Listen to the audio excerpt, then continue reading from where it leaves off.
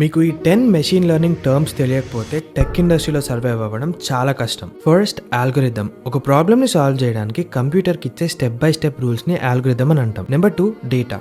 ఒక మెషిన్ని ట్రైన్ చేయడానికి ఇచ్చే ఇన్ఫర్మేషన్ లైక్ టెక్స్ట్, ఇమేజెస్ని డేటా అని అంటాం. డేటాని తీసుకెళ్లి ఆల్గోరిథంకి ఇస్తే ఒక బ్రెయిన్ క్రియేట్ అయ్యింది. ఆ బ్రెయిన్నే మోడల్ అంటాం.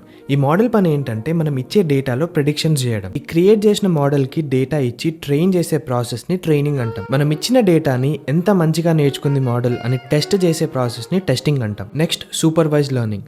ఒకవేళ మనం మోడల్కి లేబుల్డ్ డేటా ఇస్తే, ఫర్ ఎగ్జాంపుల్ ఇది క్యాట్, ఇది డాగ్ అని ఇస్తే, ఆ మోడల్ దాన్ని ఎగ్జాక్ట్గా ప్రెడిక్ట్ చేస్తే దాన్ని సూపర్వైజ్ లెర్నింగ్ అంటాం. Next unsupervised learning. అన్సూపర్వైజ్ లెర్నింగ్లో మనం లేబుల్డ్ డేటా ఇవ్వము. అంటే ఈ డేటా దీని గురించి అని చెప్పి మోడల్కి చెప్పము. మోడలే ఓన్గా ప్యాటర్న్స్ ఫైండ్ చేసుకుంటుంది. Next feature. మనం మోడల్కి ఇచ్చే డేటాలో ఒక స్పెసిఫిక్ క్యారెక్టరిస్టిక్స్ని ఫీచర్ అంటాం. For example height, weight, colour. Next label. మనం మోడల్కి డేటా ఇచ్చినప్పుడు మోడల్ నుంచి మనకు కావాల్సిన దాన్ని లేబుల్ అని అంటాం. Next over fitting. మన మోడల్కి చాలా డేటా ఇచ్చినప్పుడు అది ఓవర్ ట్రైన్ అయిపోద్ది.